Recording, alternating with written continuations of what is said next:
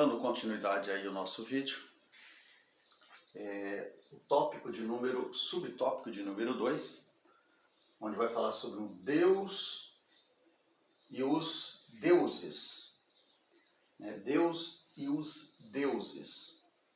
Dentro do fenômeno religioso, a lição vai estar dizendo que o ser humano há uma necessidade de ter um objeto de adoração. Tá? É uma verdade incontestável ou incontestável, na verdade. Então, há uma necessidade de adoração. Quando essa necessidade chega ao ser humano de adorar, e ele não conhece um Deus verdadeiro, aí ele apoia aqui no que nós explicamos na introdução. Acabam aderindo a lideranças religiosas e adorando algo que não conhece.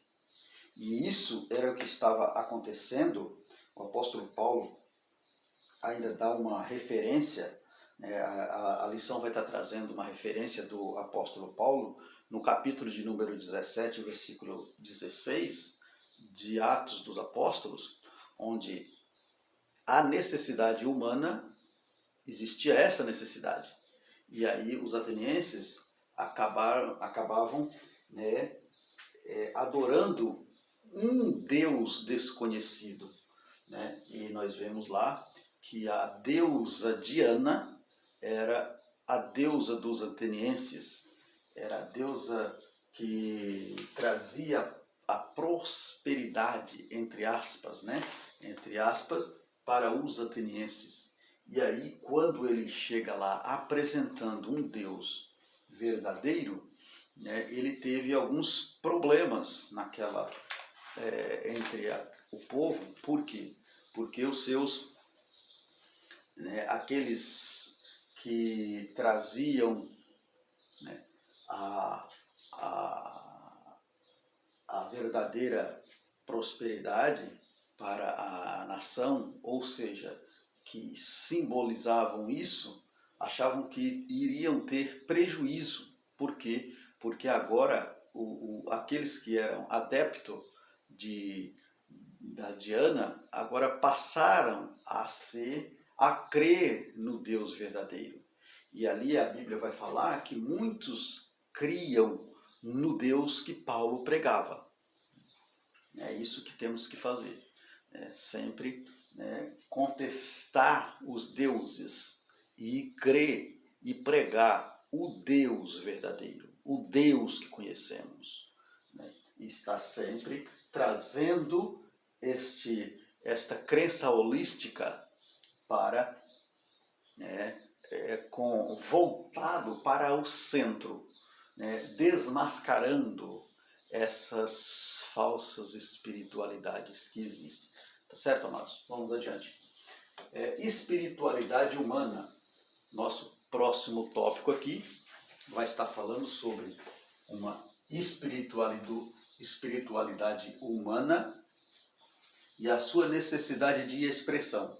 Conforme falamos anteriormente, no antigo paganismo, a lição vai falar que o ser humano, vai apontar que ele tende a ser um religioso por natureza.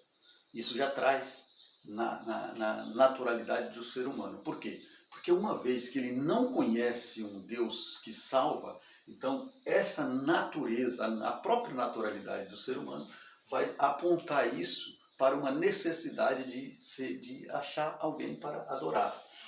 Então ele tem uma necessidade e ele quer expressar isso, ele quer expressar essa necessidade, que é chamado que é a sua espiritualidade. Por quê? Por quê? Eu fiz a pergunta, por que isso acontece? Por quê? Pela diferença de povos e cultura. né? Isso acontece por quê?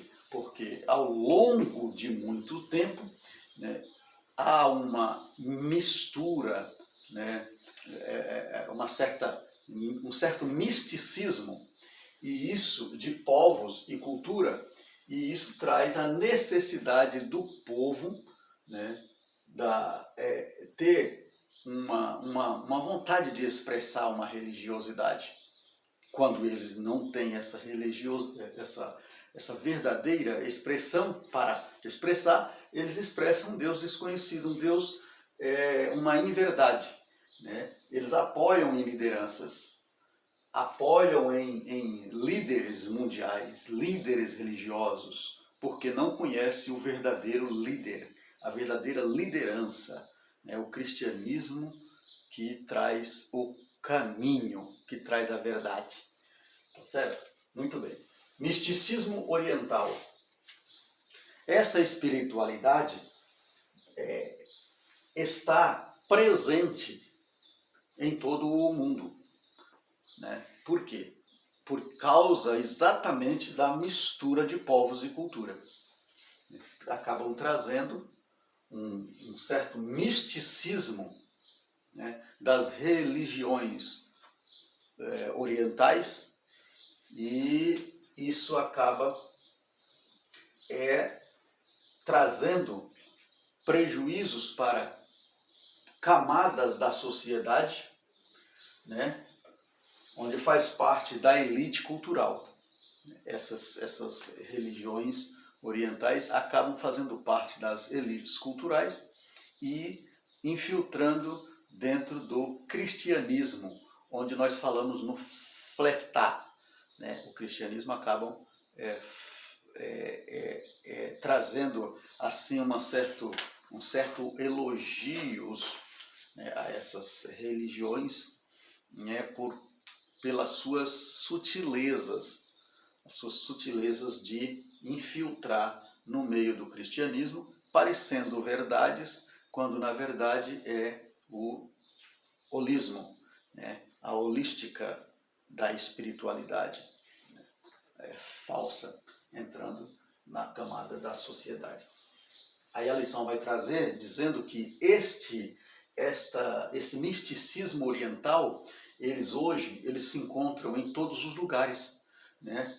E nós vemos isso. Eles estão nas universidades, estão nos filmes, né, de sucesso, né? Quem nunca já viu um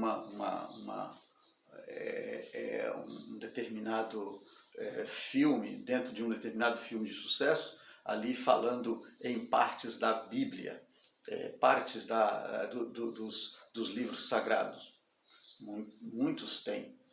Então eles acabam achando isso bonito, sei lá, e infiltram isso, quando na verdade está apresentando uma espiritualidade quando não é verdadeira, né?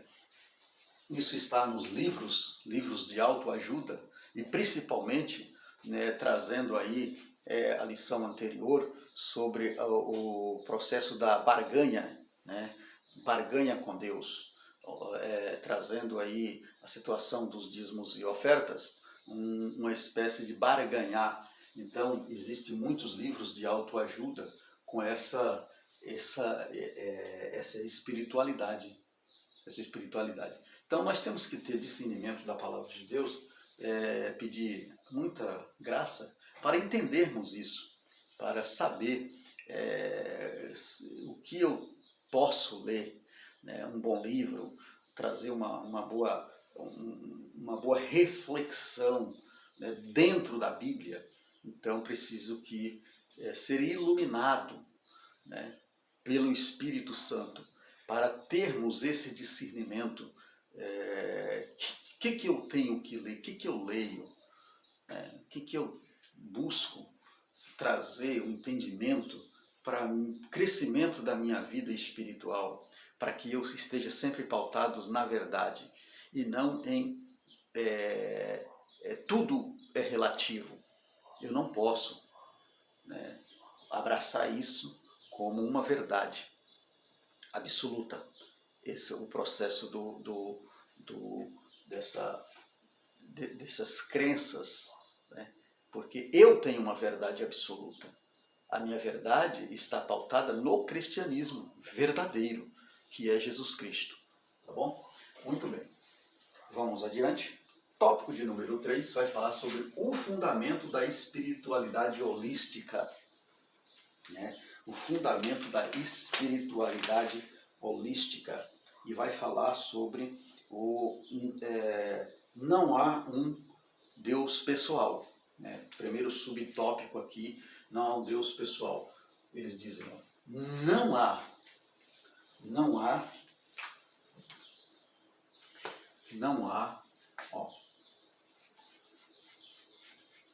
um Deus pessoal. O que é isso? Eles dizem, ó, que tudo é Deus, tudo está interligado, e ele diz que